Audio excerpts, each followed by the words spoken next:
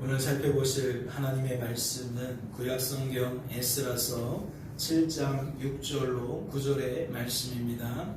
구약성경 에스라서 7장 6절로 9절의 말씀입니다. 우리 한 절씩 큰 목소리로 교독하도록 하겠습니다. 제가 먼저 봉독합니다. 이 에스라가 바벨론에서 올라왔으니 이는 이스라엘의 하나님 학자로서 그의 하나님 여호와의 도우심을 입음으로 왕에게 구하는 것은 다 받는 자이더니. 아타소스가 한 제7년에 이스라엘 자손과 제사장들과 레위 사람들과 교회하는 자들과 문지기들과 느디는 사람들 중에 몇 사람이 예루살렘으로 올라올 때에 이 에스라가 올라왔으니 왕의 제7년 다섯째 달이라. 첫째 달 총화로에 바벨론에서 길을 떠났고 하나님의 선한 손에서 우르심을 입어 다섯째 달 총화로에 예루살렘에 이르니라. 아멘. 오늘은 여호와의 손이 내 위에 있음으로 라는 제목으로 하나님 말씀을 살펴보도록 하겠습니다. 오늘은 성경 퀴즈를 내는 것으로 말씀을 시작해 볼까요? 지금 화면에 소개되어지고 있는 이 인물들은 어떠한 공통점이 있을까요? 에스라, 느헤미야, 학개, 스가랴, 말라기, 스룹바벨은 어떠한 공통점이 있겠냐는 겁니다. 예, 이들은 이스라엘이 바벨론에 의해 멸망을 당하고 백성들이 포로로 끌려갔다가 이스라엘로 귀환한 시대에 활동했던 이스라엘의 지도자들입니다. 그렇게 우리들은 이들을 어찌 부를 수 있느냐? 다시 세우는 사람들, 무너진 것을 다시 일으키는 사람들이라고 부를 수가 있습니다. 하나씩 그 사명을 생각해 볼까요? 느헤미야는 예루살렘 성벽을 재건하는 사명을 감당했습니다. 총독 스룹바벨은 솔로몬이 세운 회파된 성전을 재건하는 사명을 감당했습니다.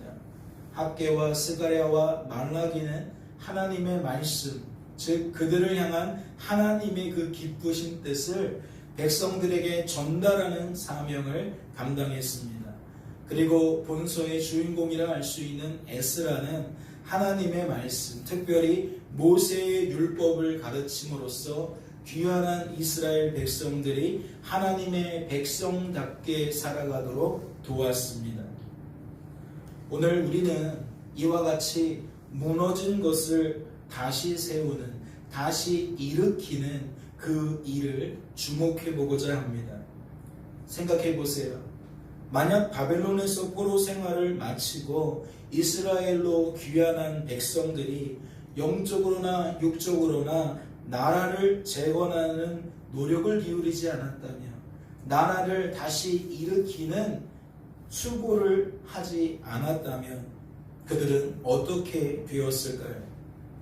이스라엘은 강대국이었던 시절에도 주변 상황에 늘 민감할 수밖에 없었습니다. 왜냐하면 그들 주변에는 그들보다 더욱 강대한 나라들이 항상 존재했기 때문입니다. 마치 우리나라와 그 입장이 비슷하죠. 주변에 일본이나 중국이나 소련이나 미국과 같은 열강들에 둘러싸여 있지 않습니까? 그렇다면 소수의 포로들로 이루어진 보잘것없는 군대밖에 없었던 당시 이스라엘은 어찌 되기 십상이겠습니까? 그들은 언제라도 그들보다 강한 주변 나라들에 의해서 또다시 멸망을 당하게 될 겁니다. 또다시 침략을 당하게 될 겁니다. 또다시 어려운 처지에 놓이게 될 겁니다. 이것이 포로 생활을 마치고 본국으로 돌아온 이스라엘 백성들의 실제적인 형편이었습니다. 그렇기에 그들은 하나님과의 관계를 반드시 회복해야 했습니다. 왜냐하면 그들은 그들을 도우시는, 그들을 돌보시는 하나님의 손길이 그 어느 때보다 절대적으로 필요했기 때문입니다. 여기에서 우리는 한 가지 짚고 넘어갈 것이 있습니다. 여러분은 요즘 어떠한 형편 속에서 살고 계십니까? 하나님의 은혜가 공급되지 않아도 살만하십니까? 하나님의 은혜가 없어도 살만하다 그리 여겨지시냐는 겁니다. 아니면 당시 이스라엘처럼 하나님의 은혜가 절대적으로 필요하십니까? 만약 여러분이 이스라엘처럼 하나님의 은혜가 절대적으로 필요하시다면 여러분도 이스라엘이 가장 먼저 했던 그 일, 즉 하나님과의 관계를 다시 세우는 바로 그 일을 당장 지금 시작하셔야 될 줄로 믿습니다. 다시 말씀을 이어가도록 하겠습니다. 이스라엘 백성이 바벨론 포로 생활을 마치고 돌아온 것을 흔히 제2의 출애굽이라고 말합니다. 그렇다면 묻지 않을 수 없습니다. 만약 하나님께서 모세를 통해 끊임없이 역사하지 않으셨다면 출애굽한 이스라엘 백성들은 어찌 되었을까요? 하나님께서 위기에 닥친 그들을 모세를 통해 홍해를 건너게 하지 않으셨다면, 하나님께서 그들을 모세를 통해 쓴물을 단물로 바꿔주지 않으셨다면, 하나님께서 모세를 통해 만나와 메추라기를 내려주지 않으셨다면, 하나님께서 모세를 통해 가나안 족속과 싸워서 이기게 만들지 않으셨다면 출애굽한 이스라엘 백성들은 과연 어떻게 되었겠냐는 겁니다. 아마도 그들은 자신들에게 찾아온 삶의 어려움 때문에 중간에 다시 애굽으로 돌아가거나 아니면 뿔뿔이 흩어져 버렸을 겁니다. 그렇다면 제2의 출애굽으로 불리는 포로 귀환 시기도 생각해 보시기 바랍니다. 하나님께서 에스라나 느헤미야나 학개나 스가랴나 말락이나 스룹바벨과 같은 지도자들을 통해 그들을 이끌어주지 않으셨다면 그들은 어찌 되었겠습니까? 분명 그들도 마찬가지였을 줄로 압니다. 이는 오늘날 우리들도 예외라 할 수가 없지요. 그러니 하나님께서는 누군가를 통해 무언가를 통해 다시 세워져야 하는 저와 여러분을 오늘도 이렇듯 친히 이끌어 주시는 것인 줄로 믿습니다. 말씀을 보실까요? 우리 조상들의 하나님 여호와를 송축할지로다. 말씀을 통해 무엇을 깨닫게 되십니까? 에스라가 하나님을 송축하고 있음을 깨닫게 되십니까?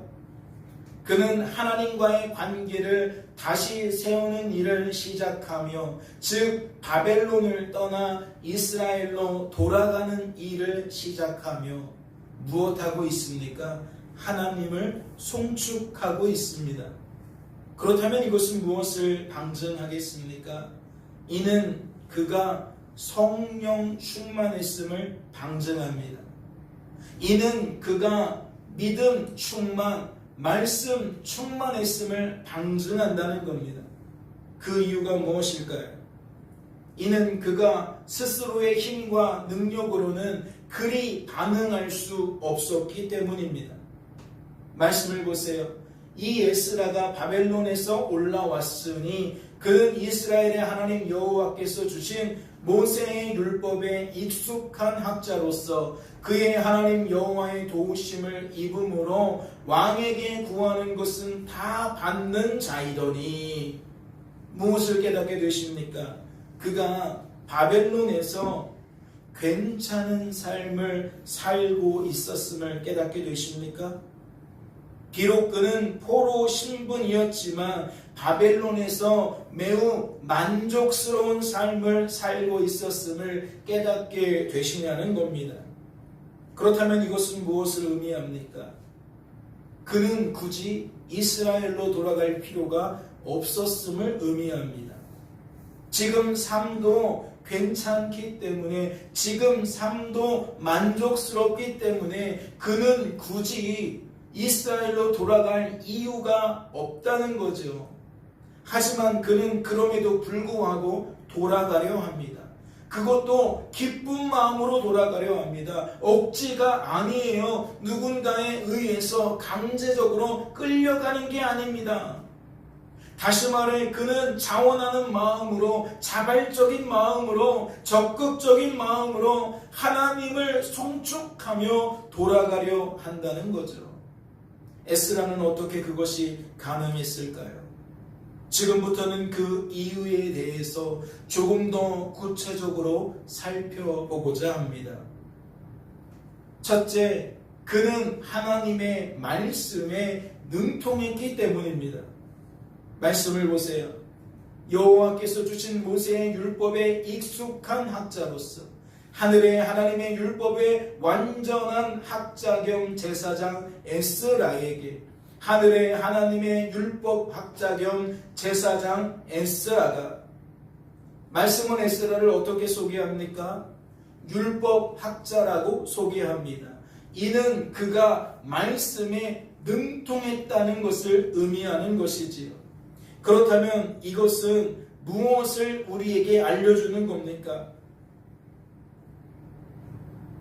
에스라는 포로로 잡혀간 세대가 아닙니다.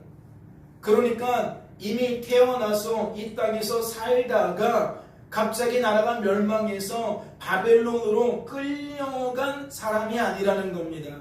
그는 애당초 바벨론에서 태어났다는 거죠. 그렇다면 아무래도 날 때부터 그곳에서 자랐기 때문에 이스라엘 문화보다는 어떠한 문화에 익숙할 수밖에 없습니까? 태어나면서부터 보고 자란 바벨론 문화에 익숙할 수밖에 없습니다. 이는 그가 하나님 중심의 삶보다는 우상 숭배에 익숙해질 수밖에 없었다는 거지요. 왜냐하면 주어진 삶 속에서 그가 늘 보고 듣게 된 것은 사람들이 우상을 숭배하는 모습을 볼 수밖에 없으니까요. 그러한 우상 문화에 매우 친숙해질 수밖에 없으니까요. 하지만 에스라는 그럼에도 불구하고 하나님 말씀에 능통한 자가 되었습니다. 이는 그가 우상 숭배자가 아니라 주어진 삶 속에서 성도다운 삶을 살았음을 의미하지요.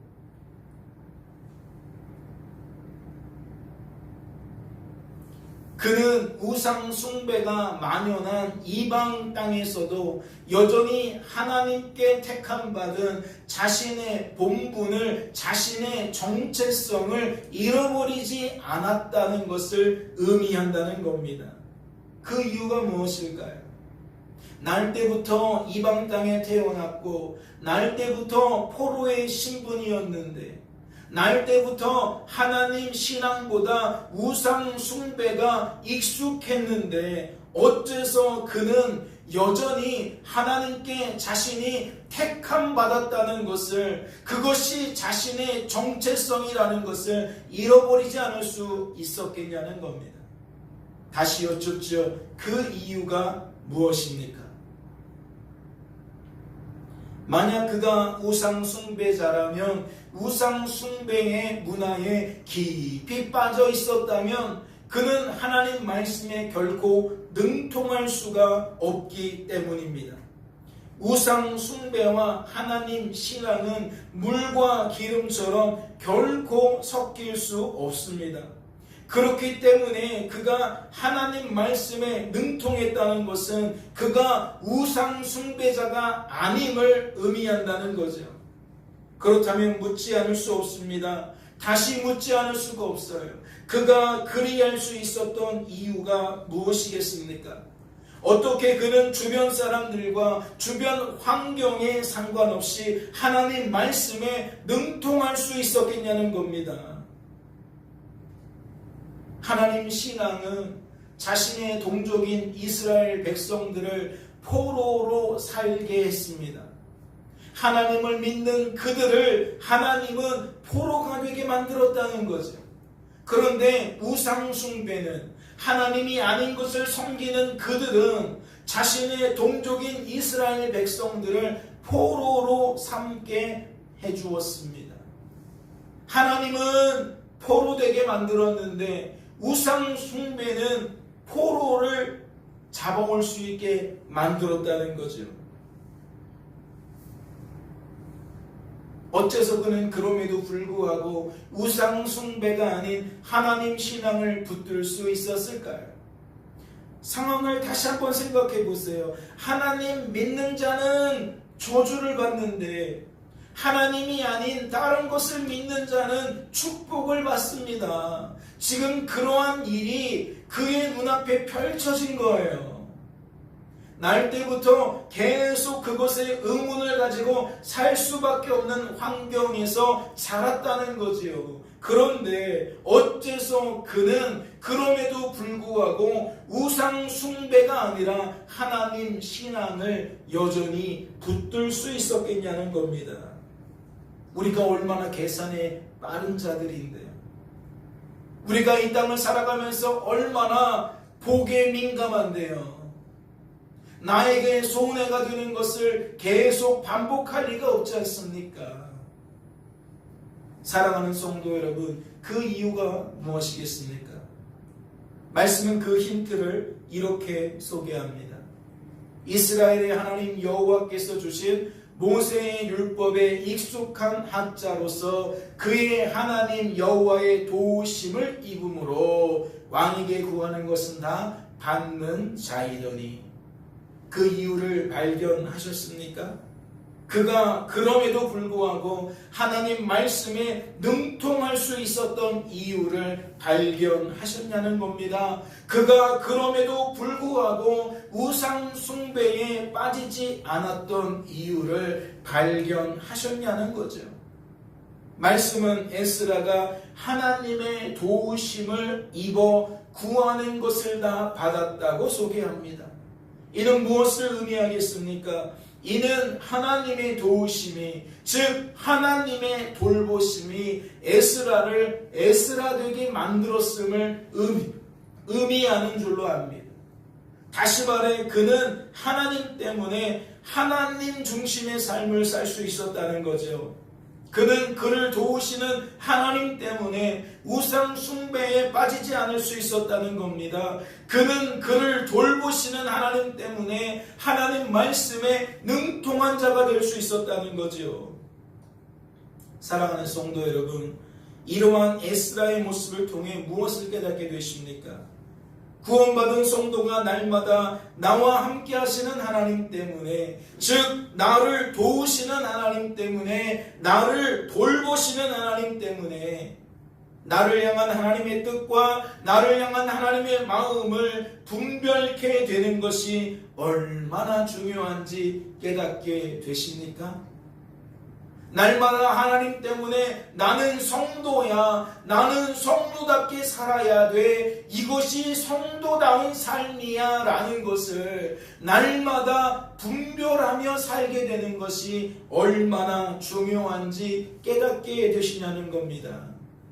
그리하여 우리들을 향한 하나님의 뜻대로, 우리들을 향한 하나님의 마음대로 주어진 삶 속에서 충실하게 살게 되는 것이 얼마나 중요한지 깨닫게 되시냐는 겁니다.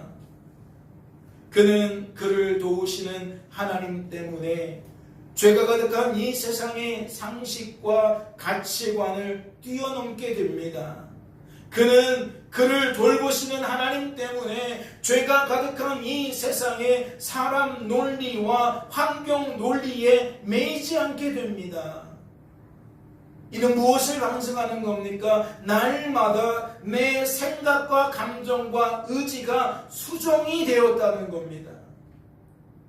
나를 도우시는 하나님 때문에, 나를 돌보시는 하나님 때문에 나를 향한 하나님의 뜻이 무엇인지, 하나님의 마음이 무엇인지 분별케 된다는 것은 내 생각과 감정과 의지가 하나님의 것으로 채워지게 되었다는 거지요. 영향을 받게 되었다는 겁니다.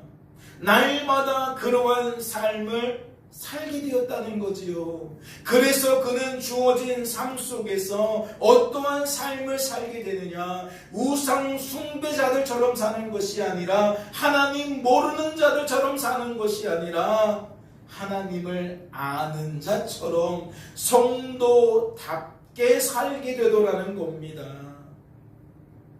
그를 향한 하나님의 그 기쁘신 뜻을 반드시 이루시는, 틀림없이 이루시는 하나님 때문에 그는 그러한 삶을 살게 된다는 것이지요. 깨닫는 은혜가 있으시기를 주님의 이름으로 소망합니다. 두 번째 이유는 무엇일까요? 그는 하나님의 도우심을 믿었기 때문입니다. 정확하게 표현하자면 하나님이 나를 돕고 계신다는 것을 믿어줬기 때문이라는 것이에요. 하나님이 나를 과거에 도우셨다, 지금도 돕고 계신다, 앞으로도 도와주실 것이다, 이것이 너무나도 확실하게 믿어졌기 때문이라는 겁니다. 말씀을 보세요. 너희가 애굽에서 나올 때에 내가 너희와 언약한 말과 나의 영이 계속하여 너희 가운데 머물러 있나니 너희는 두려워하지 말지어다. 무엇을 깨닫게 되십니까? 하나님은 다시 세우기 위해 힘쓰는 자들을 계속해서 도와주신다는 것을 깨닫게 되십니까? 출애굽한 이스라엘 백성들을 하나님께서 계속해서 도와주고 계심을 깨닫게 되시냐는 거예요.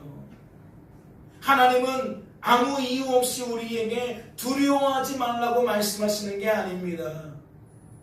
죄가 가득한 이 땅에서, 늑대와 같은, 이리와 같은 이 세상에서 양과 같은 우리들에게 두려워하지 말라는 것은 아무런 이유 없이 그리 말하는 게 아니라고요. 이는 하나님께서 철저하게 우리들을 도와주시겠다는 말씀 가운데 그리하시는 겁니다. 그 약속 가운데 그리하시는 거라고요. 그러니 성도는 이 말씀이 믿어지면 어떠한 삶을 사는 겁니까? 두려워하지 않는 겁니다. 나는 지금 공부를 너무 못하는데 이러다가 어떤 사람이 될까 두려워하지 않는다는 거예요. 나는 가난한데 이러다가 큰일 나는 거 아니야? 나는 건강이 좋지 않은데 이러다가 큰일 나는 거 아니야? 2024년도에도 내가 이 부족한 모습 때문에 또 어려움 당하는 거 아니야? 작년보다 더 힘든 거 아니야? 이러한 두려움에 사로잡히지 않는다는 거지요. 여러분에게 여쭤보겠습니다. 하나님의 뜻을 따라 하나님과의 관계를 다시 세우는 사람들은 하나님께서 복을 주실까요? 복을 주지 않으실까요? 하나님이 도와주실까요? 도와주지 않으실까요? 만약 여러분이 2024년의 소망이 하나님 안에서, 그래 올해는 작년보다 더 신앙생활 제대로 해보자, 하나님을 제대로 섬겨보자, 이러한 작정을 하게 되셨다면 하나님이 여러분을 도와주실까요? 도와주지 않으실까요? 말씀은 그 예를 이렇게 소개합니다. 제가 빨리 읽어드리도록 하겠습니다. 모든 왕의 왕 아닥사스다는 하늘의 하나님의 율법의 완전한 학자 겸 제사장 에스라에게 조서를 내리노니 우리나라에 있는 이스라엘 백성과 그들 제사장들과 레위 사람들 중에 예루살렘으로 올라갈 뜻이 있는 자는 누구든지 너와 함께 갈지어다. 너는 내 손에 있는 내 하나님의 율법을 따라 유다와 예루살렘의 형편을 살피기 위하여 왕과 7 자문관의 보냄을 받았으니 왕과 자문관들이 예루살렘에 거하시는 이스라엘 하나님께 성심으로 드리는 은금을 가져가고 또 내가 바벨론 온 도에서 얻을 모든 은금과 및 백성과 제사장들이 예루살렘에 있는 그들의 하나님의 성전을 위하여 기쁘게 드릴 예물을 가져다가 그들의 돈으로 숫송아지와 순양과 어린 양과 그 소재와 그 전제의 물품을 신속히 사서 예루살렘 내 하나님의 성전 제단 위에 드리고 그 나머지 임금은 너와 너의 형제가 좋게 여기는 일에 너희 하나님의 뜻을 따라 쓸지며 내 하나님의 성전에서 섬기는 일을 위하여 내게 준 그릇은 예루살렘 하나님 앞에 드리고 그 외에도 내 하나님의 성전에 쓸 것이 있어서 내가 드리고자 하거든 무엇이든지 궁중 창고에서 내다가 드릴지니라. 나 곧 아닥사스다 왕이 유브레강 건너편 모든 창고지기에게 조서를 내려 이르기를 하나님의 율법학자 겸 제사장 에스라가 물은 너희에게 구하는 것을 신속히 시행하되 은은 100달란트까지 밀은 100고르까지 포도주는 100밭까지 기름도 100밭까지 하고 소금은 정량 없이 하라. 무릇 하늘의 하나님의 전을 위하여 하늘의 하나님이 명령하신 것은 삼가 행하라. 어찌하여 진노가 왕과 왕자의 나라에 임하게 하랴. 내가 너희에게 이르노니 제사장들이나 레위 사람들이나 노래하는 자들이나 문제기들이나 느비딤 사람들이나 혹 하나님의 성전에서 일하는 자들에게 조공과 관세와 통행세를 받는 것이 옳지 않으니라 하였노라. 에스라여 너는 내 손에 있는 내 하나님의 지혜를 따라 내 하나님의 율법을 아는 자를 법관과 재판관을 삼아 강 건너편 모든 백성을 재판하게 하고 그중 알지 못하는 자는 너희가 가르치라. 무릇 내 하나님의 명령과 왕의 명령을 준행하지 아니하는 자는 속히 그 죄를 정하여 혹 죽이거나 귀양 보내거나 가산을 몰수하거나 옥에 가둘지니라 하였더라. 이는 아닥사스다 왕이 에스라에게 내린 조서의 내용입니다. 빨리 읽었지만 무엇을 깨닫게 되십니까? 왕이 에스라에게 너무나도 후대하고 있다는 것을, 선대하고 있다는 것을 깨닫게 되십니까? 그는 우상 숭배자였습니다. 하나님을 섬기는 자가 아니었습니다. 그런데 그가 하나님 신앙을 가지고 있는 에스라를 너무나도 열심히 매우 적극적으로 도와주었음을 깨닫게 되시냐는 겁니다. 몇 구절만 다시 살펴볼까요? 내 하나님의 성전에 쓸 것이 있어서 내가 드리고자 하거든 무엇이든지 궁중 창고에서 내다가 드릴지니라. 이미 은금을 주었는데 그것이 부족하거든 혹 더 쓰일 은금이 필요하다면 뭐 하라는 거예요? 궁중 창고에서 마음대로 가져가라는 거예요. 또 말씀을 보세요. 유브라데강 건너편 모든 창고지기에게 조서를 내려 이르기를 하늘의 하나님의 율법학자 겸 제사장 에스라가 무릇 너희에게 구하는 것을 신속히 시행해라. 왕이 명령을 해도 신하들이 담당하는 직원들이 빨리 해주지 않으면 문제가 생기잖아요. 당장 필요한 것이 있는데 그들이 늑장을 부려요. 빨리 주지 않아요? 그러면 큰일 나는 거 아닙니까? 그런데 뭐라 그러죠? 왕이 신속히 시행하라는 거예요. 그러니까 에스라가 말만 하면 빨리 주라는 거죠. 이어지는 말씀도 보세요.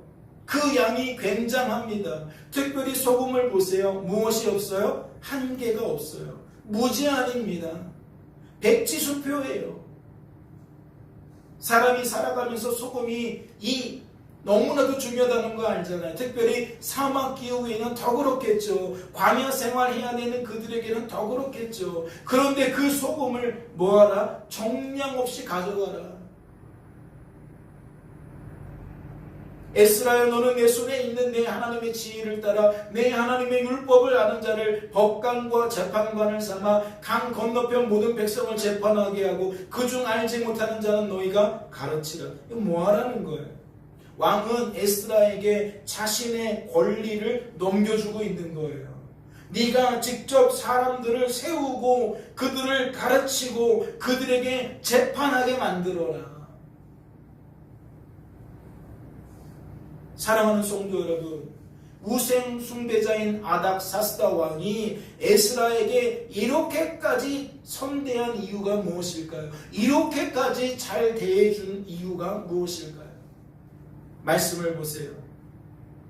그가 왕의 마음에 예루살렘 여호와의 성전을 아름답게 할 뜻을 두시고 그 이유를 발견하셨습니까?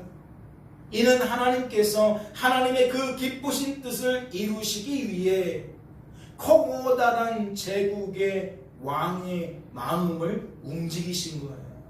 그러니까 그 제국의 모든 것들이 하나님의 뜻을 위해 사용되더라는 거죠.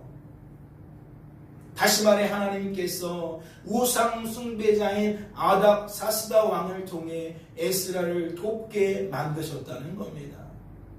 여러분 스스로 재단하지 마세요. 하나님이 2024년도에 우리들을 어떻게 도와주실지 모릅니다. 꼭 믿는 자들을 통해서만 도와주는 게 아니라 전혀 예상할 수 없는 불신자들을 통해서도 우리들을 얼마든지 도와주실 수 있는 분이에요.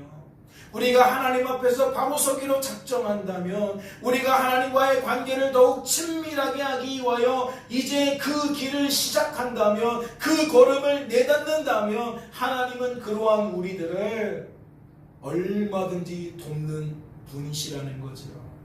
말씀을 보세요. 내 하나님 여호와의 손이 내 위에 있으므로 내가 힘을 얻어 이스라엘 중에 우두머리들을 모아 나와 함께 올라가게 하였노라. 에스라는 자신이 주어진 삶 속에서 복받는 이유를 어떻게 소개합니까? 여호와의 손이 내 위에 있었기 때문에 자신이 복받는다고 소개합니다. 여기서 말하는 여호와의 손은 어떤 손일까요?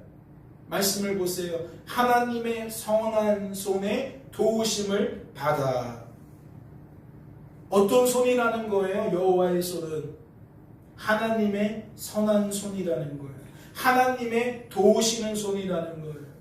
다시 말해 에스라의 위에 있는 여호와의 손은 에스라를 돕는 하나님의 선한 손이라는 거죠. 말씀은 그 결과를 어떻게 소개합니까? 내가 힘을 얻었다고 소개합니다. 나를 돕는 하나님 때문에 그는 자신의 이름 뜻처럼, 즉 돕는 힘이라는 그의 이름의 뜻처럼 날마다 하나님의 도우심을 힘입게 되었다는 거지요. 우리는 성도잖아요. 그런 우리들이 하나님과 관계를 다시 세우려고 한다면 하나님은 우리가 거룩한 무리가 될 수 있도록, 이 생수가 흐르는 교회가 거룩한 공동체가 될 수 있도록 이와 같이 도와주실 줄로 믿습니다. 사랑하는 성도 여러분, 어떠십니까? 여러분도 이러한 복을 받고 싶지 않습니까? 여러분도 에스라처럼 이러한 복을 풍성하게 누리고 싶지 않냐는 겁니다. 그렇다면 더 이상 지체하지 마십시오. 새해가 시작되었는데 아직도 결단하지 못하셨다면 이제 속히 결단하시기 바랍니다. 다시 말해 나는 2024년도에는 하나님과의 관계를 다시 시작할 것이다. 더욱 새롭게 할 것이다. 나는 우상 숭배가 만연한 이 땅에서 성도답게 살 것이다. 하나님이 아닌 것들을 바라보고 의지하고 자랑하는 삶이 아니라 하나님이 아닌 것에게 영광을 돌리고 하나님이 아닌 것 때문에 즐거워하는 것이 아니라 나는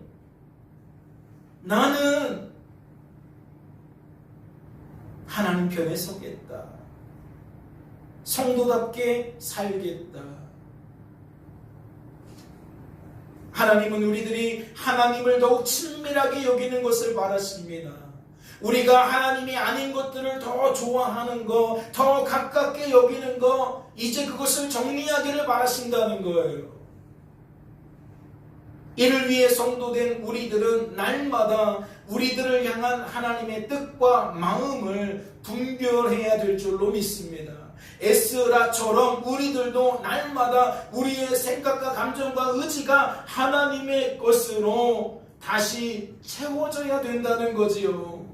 그래야만 우리들이 내 뜻과 내 생각과 내 마음에 따라 충동적으로 사는 것이 아니라 하나님의 뜻을 따라 살 수 있게 된다는 겁니다. 사랑하는 성도 여러분, 무엇이 이것을 가능하게 만듭니까? 우리를 도우시는 하나님 때문입니다. 우리를 돌보시는 하나님 때문입니다. 이것이 믿어지십니까? 하나님이 우리를 도우신다는 것이 믿어지십니까? 돌보신다는 것이 믿어지십니까? 그렇다면 속히 결단하십시다. 우리가 하나님 앞에 이 시간 속히 결단하자는 거예요.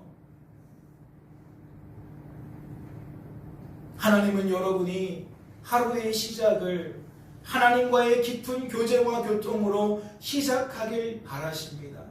이는 어떠한 말씀입니까? 하나님은 이러한 하나님의 손길을 따라 우리들이 날마다 새벽 기도를 시작하기 바라신다는 거예요. 요즘 광고를 보니까 모닝커피의 정의를 새롭게 내리더라고요. 모닝커피는 뭡니까? 아침에 마시는 커피였어요. 그거 예전의 생각이었어요. 그런데 요즘에 카피 문구를 보니까 내가 일어난 그 순간 마시면 그것이 모닝커피래요. 왜요? 내가 일어난 그 시간이 나에게는 아침이니까. 그러면 그게 모닝커피라는 거잖아요. 그러면 새벽 기도는 어떻게 정의하면 좋을까요? 새벽에 기도했기 때문에 새벽 기도가 아니라 내가 일어난 첫 시간, 그것이 9시든 8시든 7시든 일어난 그 첫 시간 내가 하나님 말씀에 귀를 기울이며 하나님 앞에 나아가면 그게 새벽 기도라는 이야기 아니겠습니까? 특별히 교회 유튜브 채널을 보면 매일같이 새벽 예배가 올라가 있습니다. 그러니 일어나면 그 영상을 시청하면서 하루를 시작하는 거지요. 그 속에서 하나님의 뜻을 분별하며 시작하는 거지요. 사랑하는 성도 여러분, 다시 권면을 드립니다. 2024년도에는 결단하시기 바랍니다. 하나님과의 관계를 다시 세우기 위한 결단하시기 바랍니다. 그래, 나는 올해는 하나님과 더욱 가까운 사이로 지낼 거야. 하나님을 더욱 친밀하게 여기며 지낼 거야. 나는 이를 위해 새벽 기도를 시작할 거야. 나는 이것을 위해 하루에 한 장씩 성경을 쓸 거야. 나는 이것을 위해 하루에 이것을 할 거야. 저것을 할 거야. 무언가 결단하시라는 거야. 하나님이 여러분에게 그러한 소망을 주실 것이고, 하나님이 주신 그 소망은 하나님께서 도우심으로 돌보심으로 반드시 이루어지게 될 줄로 믿습니다. 잠시 기도하도록 하겠습니다. 하나님 아버지, 오늘도 우리를 사랑하셔서 우리의 신앙을 새롭게 하시니 감사합니다. 하나님과의 관계를 다시 세우기 위하여 결단하게 하시니 감사합니다. 이 한 주간의 삶 속에서 그 첫 걸음을 내딛게 하여 주옵소서. 우리를 도와주실 줄로 믿고 감사드리며 이 모든 말씀 우리를 주 예수 구원하신 예수님의 이름으로 기도하옵나이다. 아멘.